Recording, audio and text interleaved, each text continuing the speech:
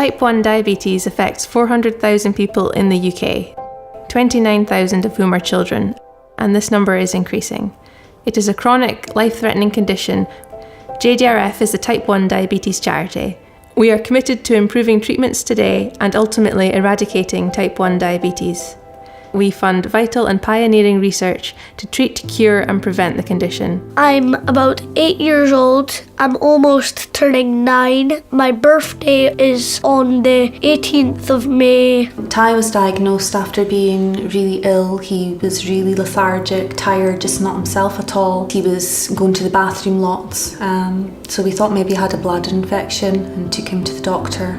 My favourite things are playing the Xbox, my PlayStation, and my toys like Lego and Nerf guns. He wasn't well and thought it was perhaps maybe a cold or some sort of flu, some sort of bug. You know, kids are always, picking up something, and then you don't really think too much of it. The doctor checked his urine and immediately said, yeah, he has really high levels of sugar in his urine.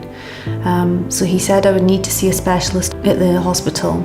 When he was admitted to hospital, they had to try and get his blood sugars down because they were so high. He had ketones, which is almost like your body poisoning itself. That initial diagnosis of being told that your son's type 1 diabetic, to us at that stage, it didn't make sense.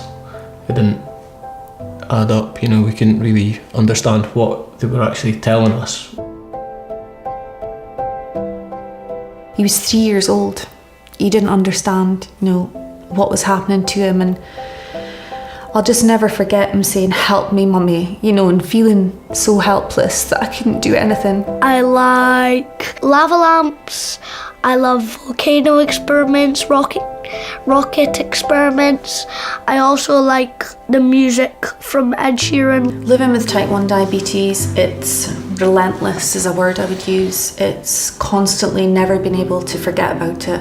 And there's so many things that can affect it. The weather, if he's excited, if he's stressed or upset. If he's active, we have to check it more frequently. In terms of the finger pricks and the injections, it's the sort of thing that no parent ever wants to be causing any harm or distress to their child. You want to take that pain for them, you want to take it away.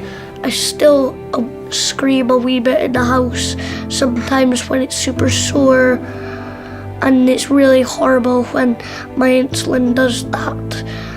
And I don't like it with my blood checks because my blood checks really hurt a wee bit. He copes really well with it, but it's upsetting because you just want your child to have the freedom of being a child and being carefree, and at times you can't always be that way. Essentially, without doing what we have to do, ultimately you would die. It's scary, the future, but it's positive. There's so much research and development going into ways to manage and ultimately cure the condition, and JDRF's research towards that is huge. People's contribution, no matter how small, does make a difference. JDRF are working on some really, really promising, amazing projects, and the only thing they need is a bit more time and a bit more money. We would like to thank everybody who's ever donated, taken part in a walk, raised awareness. It's so much appreciated. What that means to people like us and to Ty, it's huge. I'm really happy that you're helping type 1 diabetes, and thank you so much. I don't like to think about Ty, as an adult with type 1 diabetes. I want him to be able to say he used to have type 1 diabetes.